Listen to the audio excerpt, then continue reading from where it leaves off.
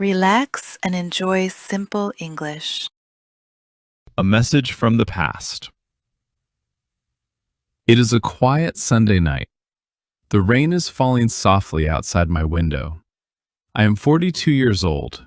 I sit at my large wooden desk. A hot cup of tea is on the desk.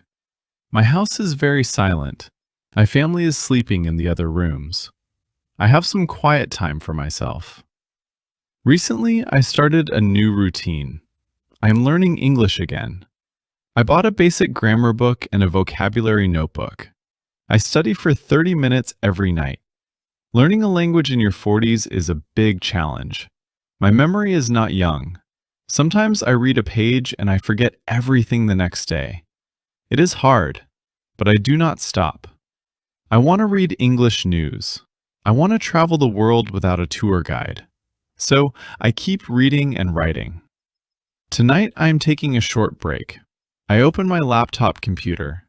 I want to check my old emails.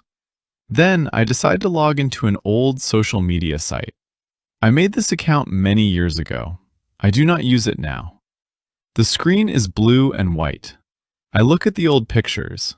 Then I notice a small red mark. It is a direct message. I click on the icon. The message is very old.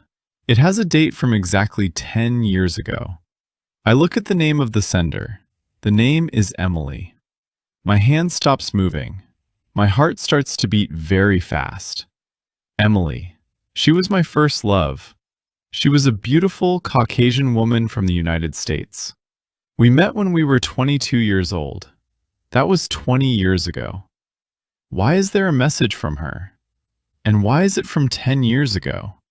My fingers are cold. I click the message. The text appears on the screen. It is entirely in English. Emily did not speak much Japanese.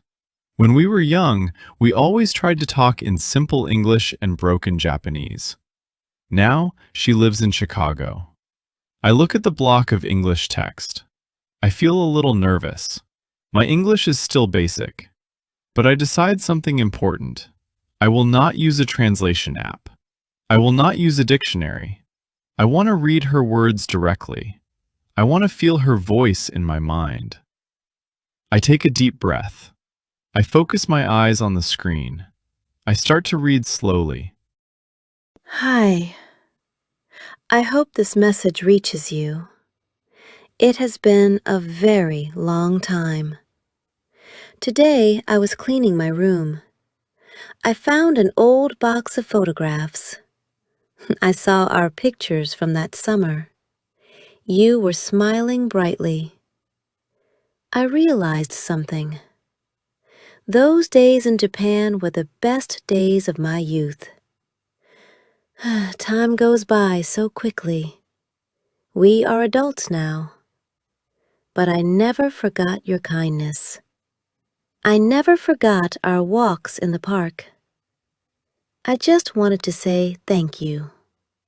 I hope you are having a wonderful life. I read the message twice.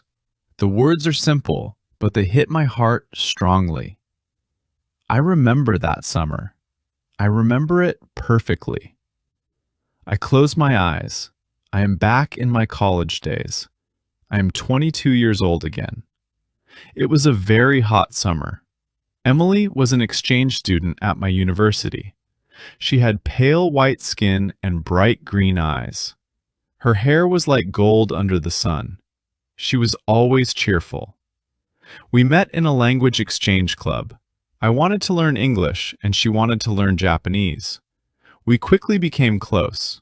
We spent every afternoon together. We went to cafes, museums, and parks. We talked about our favorite movies. We talked about our dreams. We laughed a lot. Looking back, those days were magical. We were living in a small world, but it felt so big. I remember one specific evening. We were walking in a large park near the station. The sun was going down. The sky was orange and purple. We were eating ice cream. Emily was wearing a white summer dress. She looked like a movie star. She stopped walking and looked at me. She said, I have to go back to America next month. My heart dropped. I was feeling so sad. We sat on a bench and watched the stars appear. We were holding hands in the dark. We promised to write to each other. We promised to meet again. But life is not a movie. I open my eyes. I am back in my quiet room. The rain is still falling. I look at the message on the screen again. 10 years ago. Why did she send this 10 years ago? I calculate the time. 10 years ago, I was 32 years old. I remember that time too. I was working at my first company. I was a junior manager. I was working very late every day. I was fighting stress and pressure. I did not have time for social media.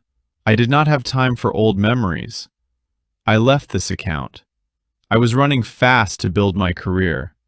Because I was so busy, I completely missed her message. It sat here in this digital box for 10 long years. It was waiting for me. I feel a mix of emotions. I feel a little sad that I missed it, but I also feel incredibly warm. I never forgot your kindness. Her words repeat in my mind. Even though we are far apart, she remembered me. Even though she is a beautiful Caucasian woman living a different life in America, she kept my memory in her heart. That thought gives me a very good feeling. The past is not gone. It lives inside us. The 22-year-old me is still alive in her memory, and the young, bright Emily is still alive in mine. I look at my English textbook on the desk. Before tonight, this book was just paper and ink. It was just a tool for studying. But now it is something much more. English is not just grammar rules. English is not just difficult vocabulary. English is the bridge between Emily and me. It is the language of my first love. Because I am studying English again, I can read her message and understand the real feelings. I can feel the emotion behind the words youth and kindness. If I just used a machine translator, the words would be flat. They would be cold. But reading them with my own eyes, with my own hard work, makes them warm and alive. I do not write a reply. 10 years is a very long time. She is probably married now. She probably has a beautiful family. I have my own life here in Japan. I am happy. Replying now might be strange. Some memories are better left alone. I save a picture of her message on my computer. I close the social media site. I pick up my red pen again. I open my English textbook to the next page. I feel a new fire in my heart. Learning English is not a boring job anymore. It is a joy. Tomorrow I will learn more words. I will read more sentences. I am 42 years old, and my new journey is just beginning. Thank you, Emily. Your 10-year-old message was the best English lesson for me.